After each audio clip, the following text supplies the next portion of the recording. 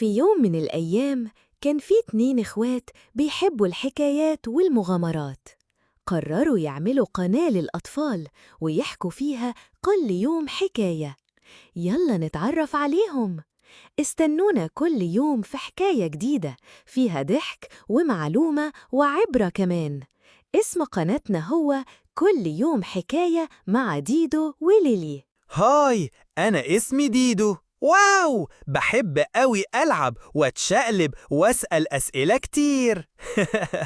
كل يوم بحب أسمع حكاية جديدة قبل ما أنام، وكنت دايما بسأل ماما ليه الحواديت حلوة كده. علشان كده قررنا نعمل قناة فيها حواديت ممتعة، فيها مغامرات، ضحك وأوقات حلوة مع بعض. واختي ليلي معايا على طول، بس اوعوا تقولوا انها بتعمل نفسها الكبيرة.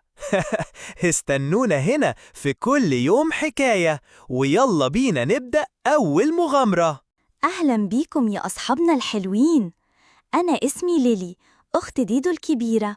بحب قوي أقرأ وأحكي له حكايات قبل النوم، بس هو دايماً يقاطعني ويقولي وبعدين. عشان كده قررنا نحكي لكم معانا كل يوم حكاية. كل حكاية فيها فكرة ومغامرة وضحكة، ويمكن كمان تتعلموا حاجة جديدة من غير ما تحسوا. أنا وديدو جاهزين نبدأ معاكم رحلة الحكايات.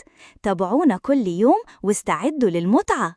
هنا هتعرفوا معانا كل يوم مغامرة جديدة. استنونا.